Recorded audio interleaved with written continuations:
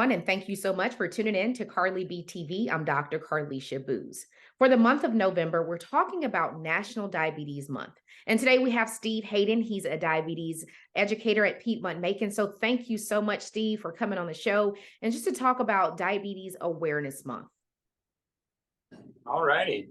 Okay, so we just want to start it off just saying, why do we want to bring awareness to diabetes? What is diabetes? So diabetes, no matter which kind, and there are several different kinds, is always a shortage of insulin in the body. That shortage of insulin leads to elevated blood sugars, which turn into a lot of problems. It's pretty prevalent in Middle Georgia and really the United States in general, but with somewhere about 12 to 15% of the population having diabetes. Oh, wow. So why is it so important to recognize and treat?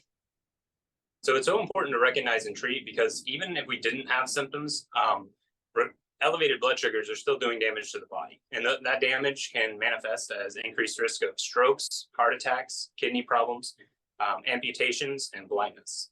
So it's important to be able to notice those. Wow. So that leads me to my next question.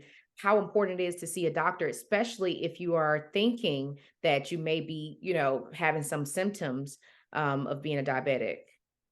Very important. I mean, ultimately, you wouldn't know what kind of treatments you would need. You wouldn't know necessarily how bad it was. And especially for prediabetes, we wouldn't necessarily know we even have it because often prediabetes wouldn't even have symptoms. So you wouldn't know that there's something that you needed to do. So let's talk about prevention. How do we prevent, having diabetes? Ultimately, it comes down to a lot of the same things as a lot of our other chronic conditions like high blood pressure.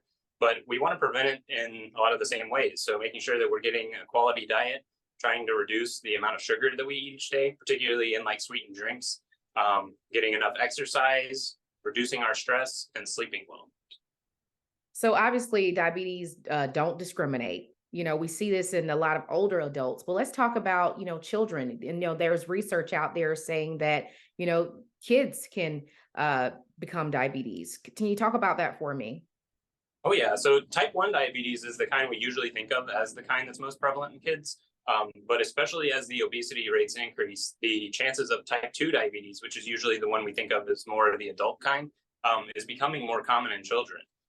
So how we prevent that is still the same things. We just need to make sure they're getting enough exercise, they're eating good quality diets, and trying to reduce the amount of sugar we're consuming each day. Okay, I'm just thinking about some of the things you said a few questions back. I don't think I pretty much asked about the symptoms. For those, we see a lot of people having different symptoms, but what are the common symptoms that people may experience of, having diabetes?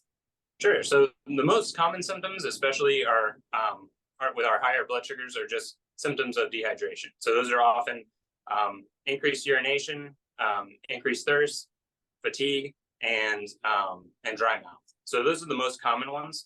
But we can also get things like problems with our wound healing and other such symptoms.